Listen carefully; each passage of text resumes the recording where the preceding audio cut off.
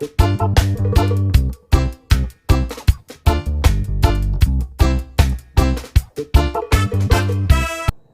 दोस्तों, स्वागत है आपका नॉलेज एंड केयर में। आज हम बात करेंगे 7वें महीने में बच्चे में होने वाले बदलावों के बारे में। लेकिन उससे पहले अगर आप चैनल पे नए हैं तो चैनल को सब्सक्राइब करें, लाइक करें एंड शेयर करें ताकि ज़्यादा से ज़्यादा लोगों तक यह जानकारी पहुंच सके। और हाँ, वीडियो को अंत तक देखना ना भूलें। तो चलो शुरू करते हैं। 7वें महीने का होने तक बच्चा बहुत तेज़ी से बढ़ने लगता है। उसका शारीरिक विकास, उसकी गतिविधियाँ या फिर आसपास की दुनिया से बात करने की क्षमता सभी में तेज़ी से बढ़ोतरी होने लगती है।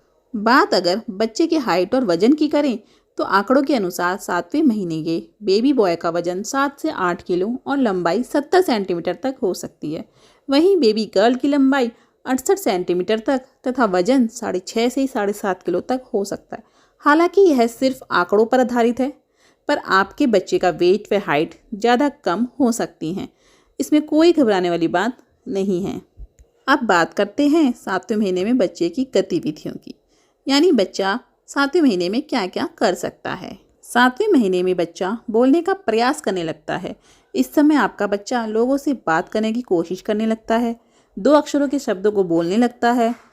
इस स्टेज पर आपका बच्चा दिन भर कुछ ना कुछ बोलता रहता है, बड़बड़ाता रहता है, जो कि समझ तो आता नहीं है, लेकिन वो दिन भर बोलता ही रहता है। आपका ध्यान अपनी तरफ करने के लिए वह अलग अलग तरीके की आवाज़ें निकालने लगता है।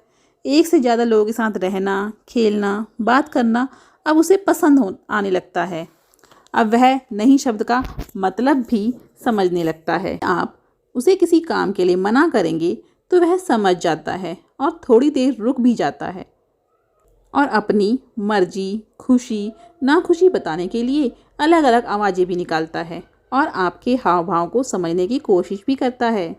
7 महीने का होने तक बच्चे के अंदर जिज्ञासा उत्पन्न होने लगती है। 7वें महीने में बच्चे के अंदर चीज़ों को जानने की रुचि उत्पन्न होने लगती है। इस समय बच्चा हर नई पुरानी चीज़ों को छूकर, चाटकर जानने में समझने की कोशिश करता है। अपने हाथ व मुंह से चीज़ों की छानबीन कर सकता है।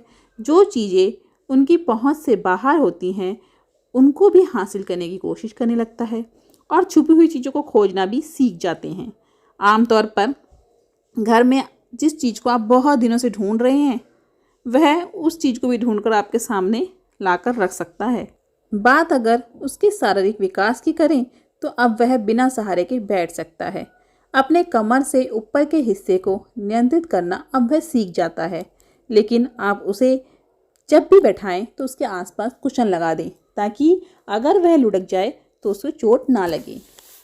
इस समय कुछ बच्चे घुटनों के बल चलना भी सीख जाते हैं। इधर उधर पलटना, लुढ़कना, पेट के बल लेटना और उस पर खुद उठकर बैठ जाना आदि सभी चीज़ें वह 7वें महीने में करने लगते हैं। 7वें महीने में बच्चे के हाथों की पकड़ पहले की तुलना में अधिक मजबूत हो जाती है। अब वह सभी उंगलियों का प्रयोग करना सीख जाते हैं।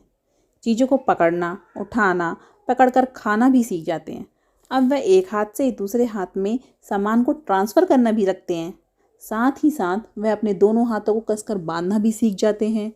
अगर उनके आसपास कोई सामान्य खिलौना है तो उसे अपनी तरफ खींचना सीख जाते हैं।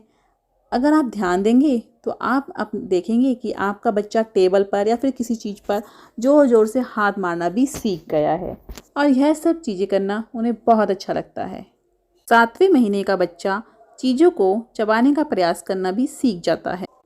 इस महीने तक बच्चे को मोटा मोटा आहार लेते हुए 1 महीना हो जाता है तो वह अब चबाना भी सीख जाते हैं। आप उसे प्यूरी की जगह मसल कर भी खाना दे सकते हैं ताकि उसके चबाने की प्रक्रिया में इजाफा हो सके। परंतु आप इस बात का ध्यान रखें कि आप उसे ज़्यादा ना खिलाएं और ज़बरदस्ती भी ना खिलाएं। आप उसे उसके हाथों से खाना खाने दें। वह जितना खाना चाहेगा खुद खा लेगा। और साथ में ब्रेस्ट फीडिंग और फार्मूला मिल्क देना ना भूलें। 7वें महीने में बच्चा खड़ा होने का प्रयास भी करने लगता है। इस महीने में बच्चे अपने पैरों को ज़मीन पर या फिर किसी ठोस जगह पर जमाने की कोशिश करते हैं और अपने पैरों पर अपने शरीर के वजन को नियंत्रित करने की कोशिश भी करने लगते हैं। साथ ही साथ उन्हें किसी चीज़ को पकड़कर खड़े होने का प्रयास करते हुए भी देखा जा सकता है। इस महीने तक शिशु का पूरा कलर विजन विकसित हो जाता है। अब वह दूर तक देख सकता है, गतिशील चीज़ों को भी आसानी से देख सकता है, छोटी छोटी चीज़ों पर ध्यान केंद्रित कर सकता है। अब वह गहराई को भी समझने लगता है, जिसकी वजह से उसमें ऊंचाई से गिरने का डर पैदा होने लगता है। अब उसकी मेमोरी पावर यानी याद रखने की क्षमता भी बेहतर होने लगती है। अब उसकी आंखों के सामने रखी हुई किसी भी चीज़ में से कुछ छुपा दिया जाए तो वह उसे ढूंढने लगता है। इस समय से उसे लुक्का छुपी का खेल बहुत पसंद आने लगता है। अब अगर उसके सामने आईना रख दिया जाए तो वह उसमें अपने को देखकर बहुत खुश होता है। 7वें महीने का बच्चा अपने और परायों में फ़र्क करना भी सीख जाता है। अब बच्चा अपनों से दूर होने पर दुखी होने लगता है। इस दुख को वह रोकर चीख कर बताने की कोशिश भी करता है। अपने माता पिता से दूर होने पर यह स्थिति उनके चेहरों पर साफ देखी जा सकती है।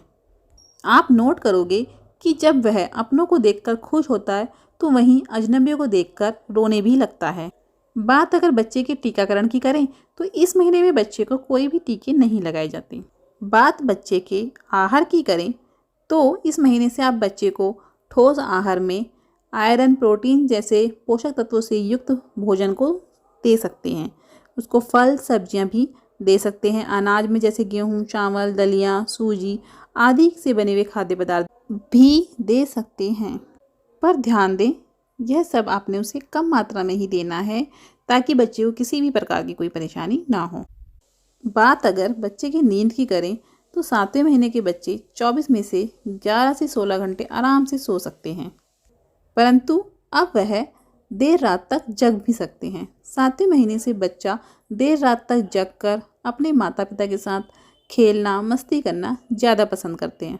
अब देखते हैं माता पिता को किन बातों का ध्यान रखना चाहिए ताकि वे अपने बच्चियों को होने वाली समस्याओं से बचा सकें। इनमें पहले नंबर पर आता है साफ़ सफाई। सभी माता पिता को अपने बच्चों की, अपने घर की, उसके आसपास के एटमॉस्फेयर की, उसके आसपास के खिलौने की, कपड़ों की, उसके बिस्तर की वगैरह वगैरह सभी चीज़ों की अच्छे से सफाई करनी चाहिए ताकि बच्चे तक कोई भी संक्रमण ना पहुंच सके।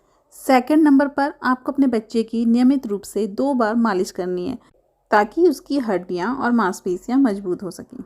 थर्ड नंबर पर आपको अपने बच्चे को सर्दियों के मौसम में ठंड से बचा के रखना चाहिए ताकि उसे किसी भी प्रकार का कोई भी वायरल इन्फेक्शन ना हो सके। 7वें महीने के बच्चे में क्रूप नाम के एक वायरल इन्फेक्शन को ज़्यादातर देखा जाता है, जिसमें शुरुआत में जुकाम होता है और बाद में बच्चे को सांस लेने में परेशानी होने लगती है। उसकी छाती से आवाज़ आती है और साथ में खांसी भी होती है।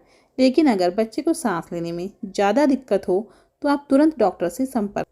ठंड लगने से बच्चे को निमोनिया की शिकायत भी हो सकती है। यह फेफड़ों में होने वाला संक्रमण है। इस बीमारी में बच्चे को बलगम के साथ खांसी होती है और सांस लेने में तकलीफ होती है और बुखार भी आता है। ऐसे में आप तुरंत डॉक्टर से संपर्क करें। सर्दियों के मौसम में जुकाम तो एक आम बात है, यह भी बच्चों को आसानी से हो जाता है। इसमें नाक बहना, छींक आना, गले में खराश और सूजन जैसे लक्षण शामिल होते हैं। इससे बच्चे को बचाने के लिए आपको बच्चे को लोगों के संपर्क से आने से बचाना चाहिए, यानी आपको अपने बच्चे को लोगों से दूर रखना है।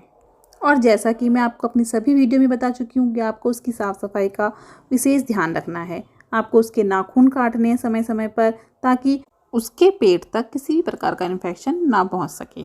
आपको अपने बच्चे की दूध की बोतल को भी अच्छे से साफ़ रखना है। आप अपने बच्चे की दूध की बोतल को एकदम साफ़ रखें, क्योंकि दूध की बोतल की तली में दूध सड़ने लगता है और उसमें बैक्टीरिया होने लगते हैं, जिसकी वजह से आपके बच्चे को दस्त और पेट संबंधी अन्य समस्याओं का सामना करना पड़ सकता है। उसकी बोतल को आप गर्म पानी में अच्छे से धोएं और अपने बच्चे को हमेशा एक साफ़ सुथरी बोतल से ही फीड करवाएं। लास्ट में मैं यही कहूँगी कि आप अपने बच्चे के साथ ज़्यादा से ज़्यादा खेलें, उसके साथ ज़्यादा से ज़्यादा समय बिताएं, खुद भी स्वस्थ रहें और बच्चे को भी स्वस्थ रखें। धन्यवाद।